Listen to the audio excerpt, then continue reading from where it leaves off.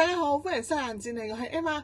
今日我哋嚟開 F-Stop 呢盒 Gundam Couragecore 有冇讀錯呢？咁佢係試作3號機嘅0083最終決戰 set。咁佢一盒呢就係2隻嘅，咁有典多洛比姆啦，仲有路維傑路黑白印刷嘅包裝盒啦。咁背面呢就有其他形態俾我哋約略咁睇一睇嘅。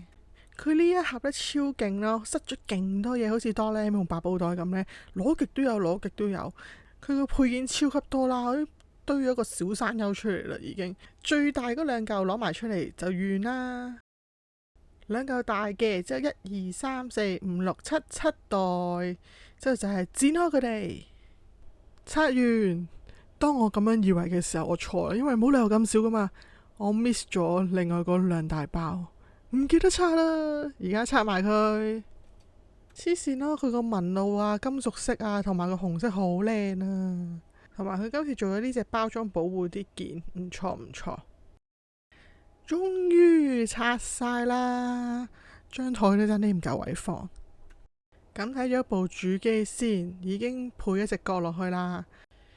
咁就咁睇呢，其實就問題不大嘅，但係當可能酸近聞下佢嘅時候呢，你就會可能見到多啲瑕疵啦。咁當然，咁就會見到佢啲油呢比較厚啊，變咗佢有啲淺嘅線啊覆蓋咗啦，即係有啲粒有啲突。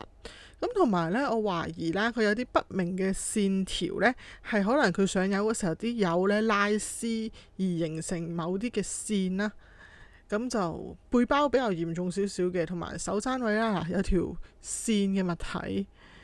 但我呢隻最慘嘅係佢竟然有八婆襪啊，好大粒，仲要個下巴呢損咗咁樣啦，紅色嗰位冇咗少少油咁。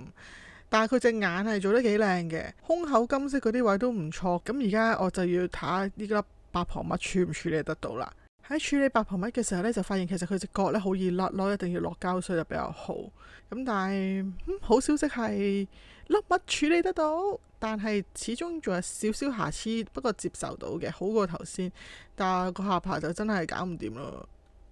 仲有2碌炮，咁佢個鏡位有分左右嘅，咁分唔到嘅話就睇佢個柄有 L 同 R。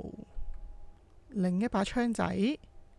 簡單幫佢裝咗啲盾同埋武器之後呢，就係呢個效果嚟啦。準備幫佢轉形態呢，首先要幫佢轉條頸，整到佢呢個岳高個頭嘅狀態。佢呢嚿武器庫我就真係不太滿意，因為佢呢要摁佢呢，佢先會跌呢嚿嘢出嚟啦。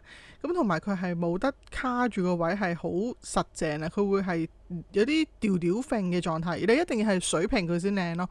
如果你可能傾斜少少呢，佢就會唔係一個水平線，即係個炮彈好似跌落嚟又唔係跌落嚟嗰種效果。之後佢個開口位呢係冇得喐嘅，佢淨係可以咁樣掹出嚟啦，做一個90度嘅角，一係冚埋，一係就好似頭先咁樣垂直打開。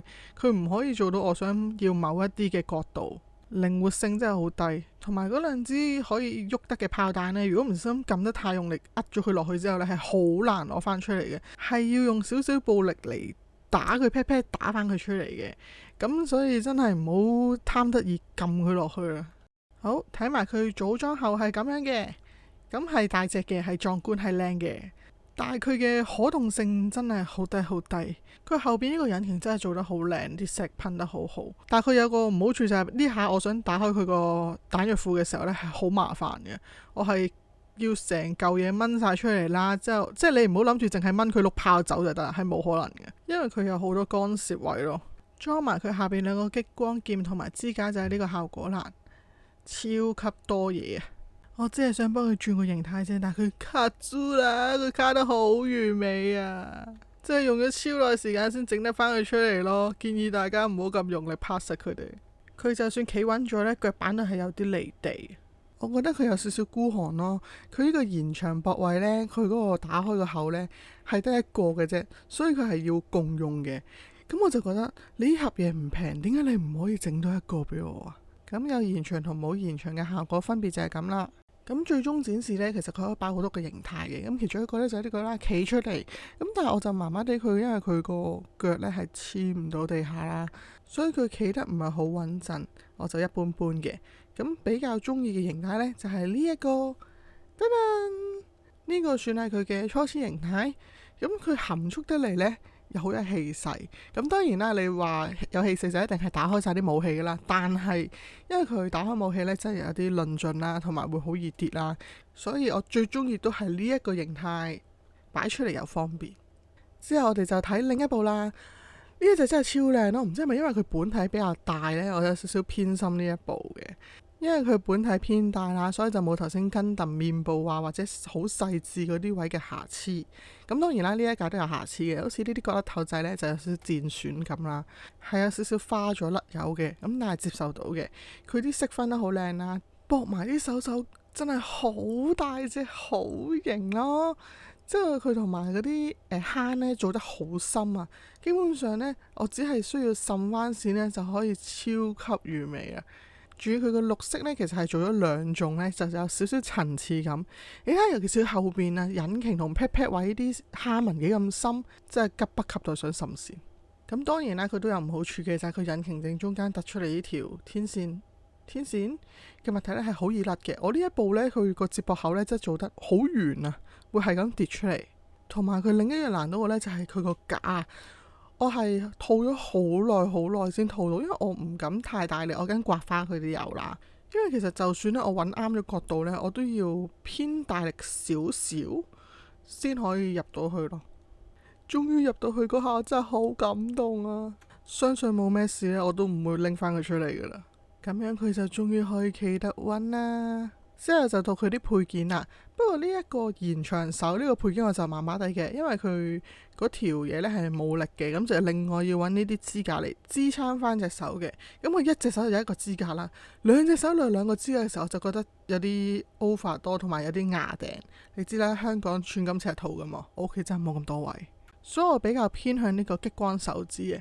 佢做得好仔細咯，啲水印啊，啲紋路啊，即係又有少少金屬色咁樣。最重要係咩？一隻手3隻手指，兩隻手我就有6個激光手指。本身諗住呢喐最少位嚟換到隻手落去啦，但係唔 work 嘅，因為佢卡得都幾啱好，咁所以係基本上要掹晒所有手嘅配件啦，之後先可以慢慢砌翻佢哋落去。一隻手嘅效果應該都好靚啦，砌晒兩隻手就哇！咁佢嗰啲鐳射指甲呢係有少少攣嘅，咁但係我覺得影響唔大，可以接受。同埋呢，唔知係咪因為呢部呢，佢係好對稱啊，所以我係覺得好整齊、好靚啦。咁同埋佢夠大呢個本體，所以係值得入手嘅。雖然有少貴，不過呢，始終我都係中意佢初始形態。因為雖然有武器呢係好威好型嘅，但係佢本身個機體呢，因為細緻位同複雜度都多呢，所以我就覺得呢啲初始形態嘅時候呢，就已經係好靚噶啦，所以唔使太多嘢配搭都得。就係咁啦，咁我哋今日就到呢度啦。咁如果中意我嘅話呢，麻煩 like and share，最緊要撳鐘仔訂閱我啊。咁我哋下條片再見啦，拜拜。